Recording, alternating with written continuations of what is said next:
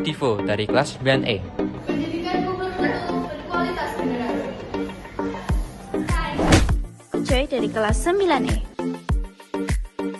Hai. Aku Helen dari kelas 9E.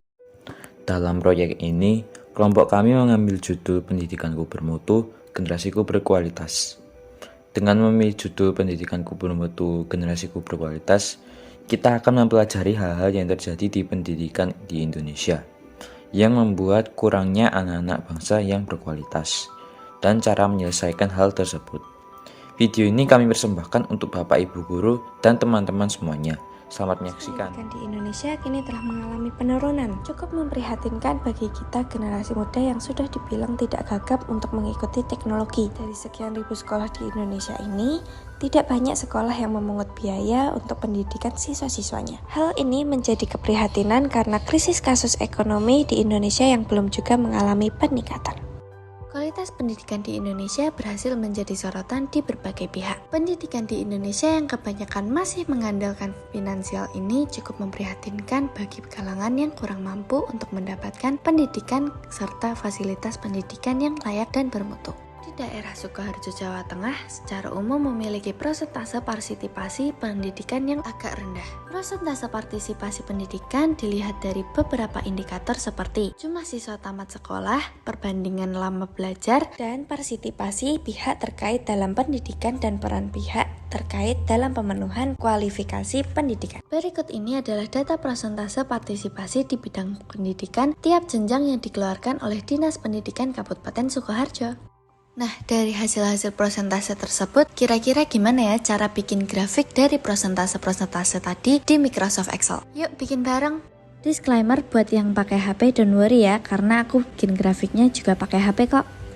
Yang pertama, karena aku ambil contoh dari persentase tadi, kalian bikin tabelnya dulu, lalu kalian blok bagian mana yang mau kalian bikin grafik. Lanjut, pencet titik 3 yang udah aku lingkarin itu. Nah, nanti bakal kelihatan tampilan kayak gini, langsung ke sisipkan, terus kalian scroll terus ke bawah ke bagian bagan. Nah, kalian bisa pilih nih. Nah, aku mau pilih bilah, terus aku bakal pilih yang kayak gini. Buat ukuran grafik dan tempat, kalian juga bisa atur kayak begini. Next, aku bakal ganti judul bagannya. Setelah melihat persentase partisipasi pendidikan, sekarang saya akan menjelaskan kekurangan dari pendidikan di Indonesia beserta solusinya. Pendidikan berkualitas belum dapat diakses secara merata oleh masyarakat tidak mampu.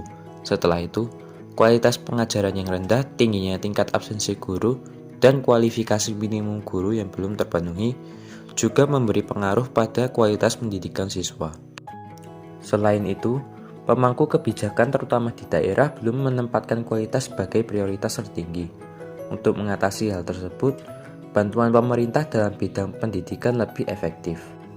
Setelah itu, juga perlu untuk pemilihan pelajar yang berkualitas, agar dapat mengajar muridnya dengan benar yang dapat mempengaruhi pendidikan siswanya. Lalu ada beberapa faktor lainnya, yaitu penggunaan buku paket sebagai buku acuan, sistem pengajaran yang monoton, dan budaya mencontek yang semakin menjadi. Dalam hal ini, Indonesia harus mengubah pandangan terhadap pendidikan di Indonesia. Karena dengan pendidikan, Indonesia akan lebih bersaing di dunia global pada saat ini. Bersaing di dunia global pada saat ini, Indonesia masih minim pendidikannya, yang menjadikan kurangnya anak bangsa yang berkualitas. Namun, kita bisa mengatasi hal tersebut dengan memberikan pendidikan yang baik dan Pancasila sebagai dasarnya. Pancasila merupakan rumusan dan pedoman kehidupan berbangsa dan bernegara bagi seluruh rakyat Indonesia. Pancasila sebagai falsafah bangsa Indonesia telah berkembang secara alami dari perjalanan panjang sejarah, berisikan pandangan hidup, karakter, dan nilai-nilai luhur bangsa Indonesia. Nilai-nilai luhur yang terkandung dalam Pancasila itu ialah semangat religius, jiwa bersatu, menghormati perbedaan, rela berkorban, pantang menyerah, gotong royong, patriotisme, nasionalisme, optimisme, harga diri, kebersamaan, dan percaya pada diri sendiri. Pancasila harus dijadikan cara hidup seluruh anak bangsa dalam kehidupan masyarakat, berbangsa, dan bernegara.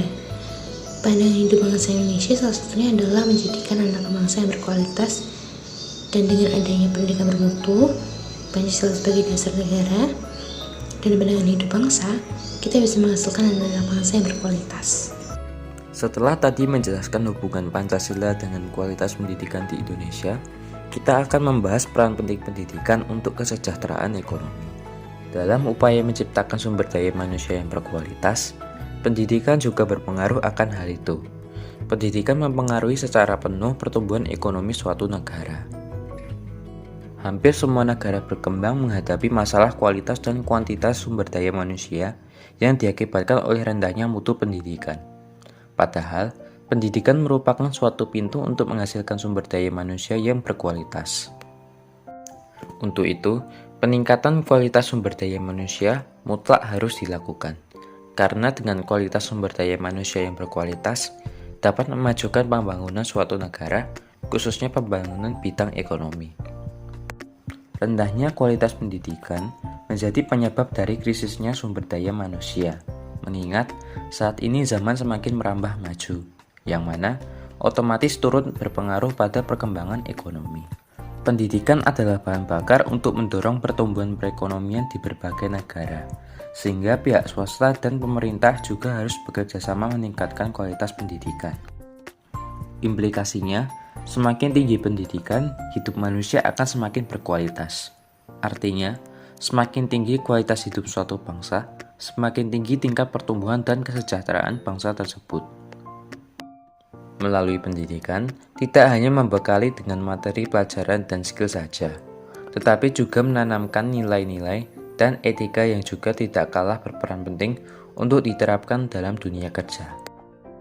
Dengan begitu, terjadinya pertumbuhan ekonomi tidak hanya didukung oleh modal yang besar saja, tetapi juga sumber daya manusia yang berkualitas, sehingga akan membuat pertumbuhan ekonomi menjadi semakin lebih baik. Pendidikan memengaruhi secara penuh suatu negara. Pandangan hidup bangsa Indonesia salah satunya adalah menjadikan anak bangsa yang berkualitas. Untuk mendapatkan pendidikan yang berkualitas memerlukan biaya yang tinggi.